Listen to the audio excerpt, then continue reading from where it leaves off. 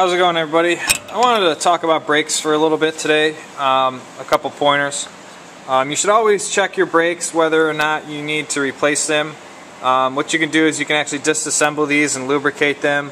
What you can do is a basic tool to use instead of spending a lot of money on tools is get a file, and you can buy these in sets. This is the file I like. It's kind of small, and you can file fit your pads into your slides and clean out all the rust and debris in there and make sure your pad moves very freely.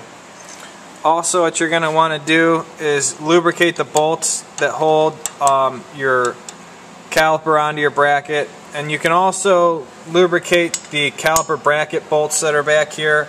Those have Loctite on them from the factory. Some people like to redo that Loctite. But I would suggest that if you're worried about these bolts coming loose, I suggest that you could just lubricate them and then check them in a few weeks to make sure they don't come loose on you.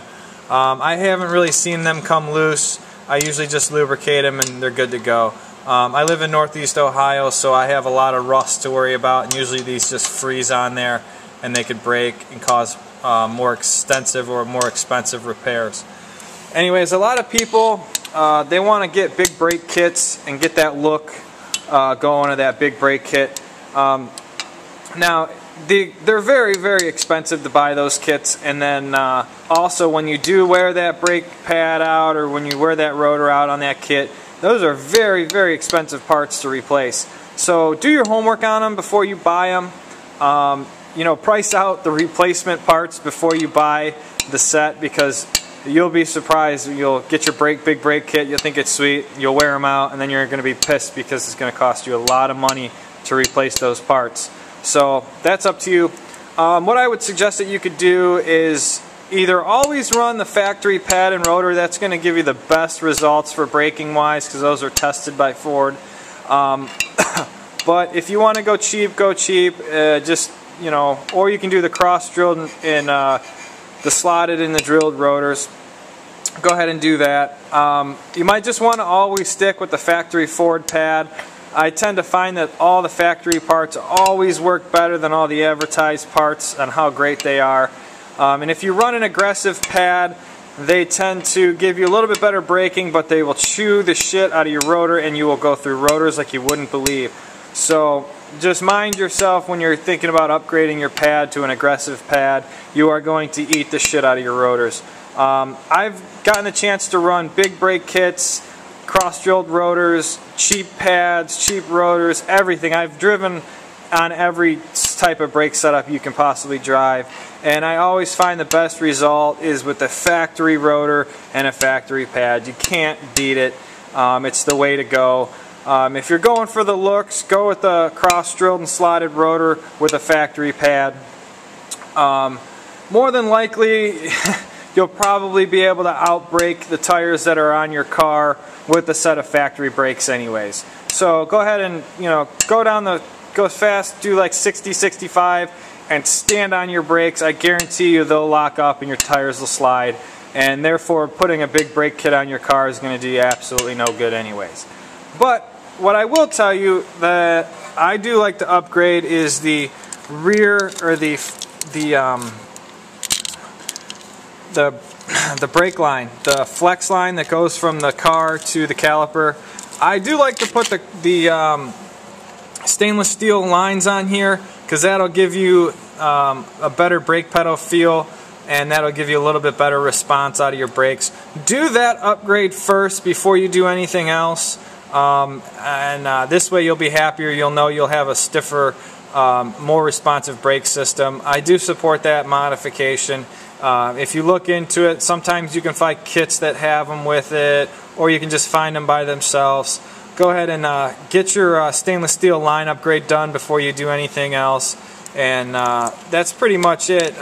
Just be careful when you get your big brake kits, because a lot of the times I find that when you upgrade the front brakes with a big brake kit, you tend to really outbrake the rear brakes on the car, and it's almost like they're useless, because they're not. The whole brake system is proportionally designed to a certain way, so when you hit the brakes, the there's a lot more pressure up front and in the back. And then when you put the big brake kit on, it's even worse. It grabs even harder, and the back brakes don't get a chance to do any work.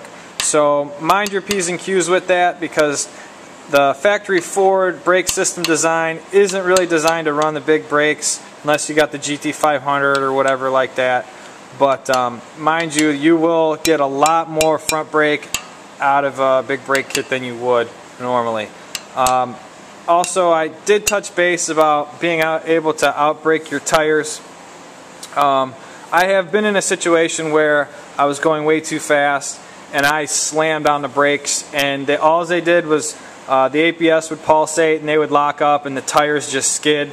So I outbraked my tires before, and definitely do a tire upgrade to the car before you ever worry about a big brake kit. So rims, tires, make sure your tires are good, stainless steel lines, you know, maybe just a cross-drilled rotor, factory pad, stuff like that. Mind your P's and Q's when you do get into your big brake setups, because you might be disappointed in how much it is to replace those parts. For looks wise, if you want to upgrade the looks, you can always just take these calipers off and just paint them black, or you know, if you want a ricer, paint them frickin' green, I don't really care. But then that'll give you the look, and it'll clean up the way your brakes look. There's also some tricks you can do with your rotors if you want.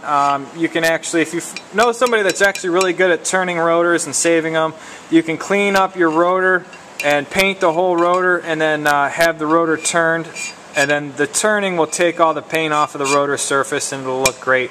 I have some pictures of me doing that. I will throw them up on this thread so you guys can see that. That'll give you an idea of some stuff to do.